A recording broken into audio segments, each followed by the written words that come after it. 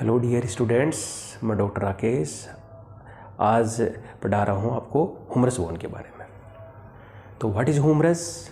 तो humerus is a long bone that is present in arm region of upper limb. It is a long bone, a upper end, lower end and a interconnecting shaft. Upper end, that is a globular bony projection that is directed superomedially. It having more prominent area that is known as head. Head that is directed superomedially articulates with the glenoid cavity of scapula and form shoulder joint. Shoulder joint is a synovial joint of ball and socket variety. To another peculiar structure that is known as tubercles.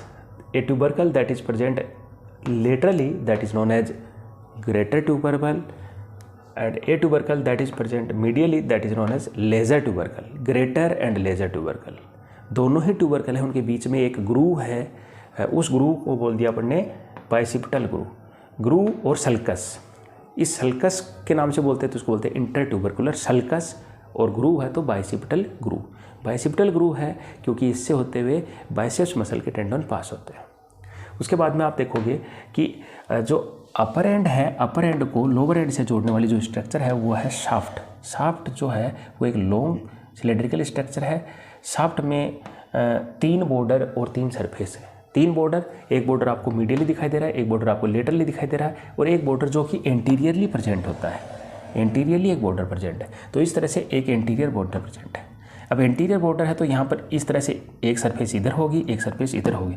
इधर की side में जो surface है उसको बोलेंगे अपने medial यानी कि एंटीरोमीडियल, और इस साइड में है एंटीरोलेटरल.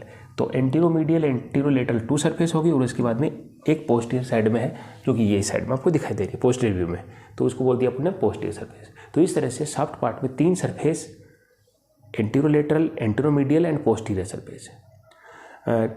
3 बॉर्डर हैं जिसमें एक एंटीरियर बॉर्डर, एक लेटरल बॉर्डर और एक मीडियल बॉर्डर. उसके बाद में आप देखोगे कि लेटरल बॉर्डर जो उसमें एक ट्यूबरकल प्रेजेंट है जिसे बोल दिया अपन ने डेल्टोइड ट्यूबरोसिटी. डेल्टोइड ट्यूबरोसिटी जो एक ट्यूबरकल है जहाँ पर आकर के डेल्टोइड मसल के टेंडन जो है वो अटैच्ड होते हैं, इंसर्ट होते हैं.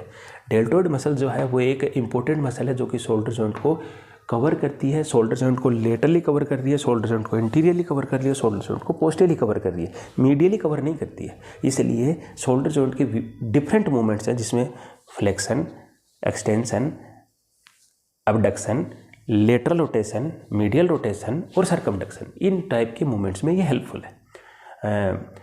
एक्सिलरी नर्व के द्वारा ये सप्लाई होती है. ठीक है. उसके बाद में ये शाफ्ट में और कोई ऐसी पिकुलियर स्ट्रक्चर नहीं है. उसके बाद में आप देखोगे लोअर एंड. लोअर एंड जो है वो भी एक बोनी प्रोजेक्शन है जो कि शाफ्ट के इन्फीरियरली प्रेजेंट है. It is directed inferiorly. It having 2 bony projections that is directed medially and laterally. These bony projections are known as epicondyles. Epicondyle that is directed towards medial side, that is known as medial epicondyle. Epicondyle that is directed laterally, that is known as lateral epicondyle. Lateral and medial epicondyles having 2 fossa anteriorly. A fossa that is present towards lateral side, that is known as radial fossa, in which head of radius occupies during flexion of elbow joint. Flexion हो रहा है elbow joint का तो ये occupy हो गया, अंदर डल गया इसके. और a another fossa that is present towards medial side that is known as coronoid fossa, in which coronoid process of ulna occupies during flexion of elbow joint. Another there are 2 structures that are known as articular structures that provides a articular surface for formation of the elbow joint. These articular structures are known as capitulum and trochlear. Capitulum that is directed towards lateral side, it is present just inferior to radial fossa, is known as capitulum. Capitulum articulates with head of radius. Head of radius that having a depressed cup shaped area in which capitulum occupies, while trochlea that articulates with ulna, trochlear notch of ulna and form a joint commonly known as elbow joint. Hinge variety है. Hinge variety का synovial joint कौन सा होता है? Hinge variety का synovial joint वो joint होता है जिसमें केवल फ्लेक्शन और एक्सटेंशन होता है. फ्लेक्शन और एक्सटेंशन यहाँ हो रहा है. देखो फिंगर है, अपनी फिंगर इंटर डिजिटल जॉइंट्स हैं. Only flexion, only extension, only flexion, extension. Hinge variety का एल्बो है, फ्लेक्शन और एक्सटेंशन, हिंज वैरायटी है. ठीक है ना. ये है बाल और सॉकेट, एक सॉकेट लाइक स्ट्रक्चर इसमें फिट हो गया, बॉल एंड सॉकेट। ये बॉल एंड सॉकेट है जिसमें विभिन्न प्रकार के मूवमेंट है, कैसे भी घुमा लो इसको।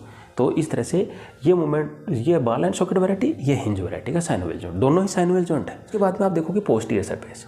पोस्टीरियर सरफेस में आप देख रहे हो शाफ्ट की, शाफ्ट में आप देख रहे हो एक सल्कस है।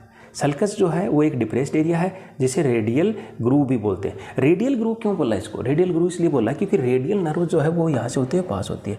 यह ग्रूव जो है वो ओब्लिकली रन करता है और यह जो लेटरल बॉर्डर है उस लेटरल बॉर्डर के मिड रीजन में आकर के ये यहाँ पर अटैच खुल रहा है। तो रेडियल नर्व ये यहाँ से होते हुए इसकी डीप ब्रेचियल आर्टरी जो यहाँ से रन कर रही है, तो ये रेडियल ग्रूव है, ओब्लिकली प्रेजेंट होता है। और इसका दोनों साइड में यहाँ पर लेटरल हेड और ये मीडियल हेड, यहाँ पर दोनों हेड जो रीजन है यहाँ से एक मसल है जिसका अटैचमेंट है जिसको बोलते हैं अपन ट्राइसेप्स मसल। इंपॉर्टेंट है, याद रखो पोस्टीरियर ग्रुप में तो ट्राइसेप्स और एंटीरियर में ब्रेचियलिस मसल है। इंपॉर्टेंट है, मसल जब टॉपिक आएगा तो उसमें आपको मैं थोड़ा समझाऊंगा, लेकिन केवल आप ट्राइसेप्स मसल का अटैचमेंट दोनों साइड से ये याद रखो। उसके बाद में लोअर एंड है। लोअर एंड देखो, इसमें पोस्टीरियर सरफेस देखोगे तो वहाँ पर भी एक फोसा है जिसे बोलते हैं olecranon fossa. Olecranon fossa is also a peculiar because of it is a depressed area that is present in between or epicondyles posteriorly, in which olicronal process of ulna occupies during extension of elbow joint। elbow joint जो है ये elbow joint है, यहाँ पर ये flexion है, ये जो पीछे की साइड से ओलिकोरोनल फोसा बाहर निकला है, अब इसका एक्सटेंशन हो रहा है, ये डल गया, इसके अंदर पीछे की तरफ से फोसा में ये प्रोसेस डल गया। समझ गए इस चीज़ को? तो यहाँ पर ये जो आगे वाले जो प्रोसेस हैं ये फ्लेक्शन के दौरान इसके अंदर डल जाते हैं और ये निकल जाता है, जबकि ये एक्सटेंशन होता है तो ये आगे वाले तो निकल जाते हैं और पीछे वाला डल जाता है। इस तरह से आप देखोगे कि ह्यूमरस जो है वो आर्म रीजन की एक बोन है और इम्पोर्टेंट बोन है, लॉन्ग बोन है, 2 एंड और एक शाफ्ट होगी। याद रखो, डायग्राम है, मैं अलग हो जाता हूँ, एक बार इसको आप स्क्रीनशॉट ले सकते हो और फिर इसको इस डायग्राम को 2-4 बार देखो, याद हो जाएगा। कोई ऐसी बात नहीं है इसमें, पेपर में आया क्वेश्चन बहुत ही अच्छे तरीके से इसी तरह से डायग्राम बना के इन डिफरेंट स्ट्रक्चर को 1 बाय 1 समझाना है।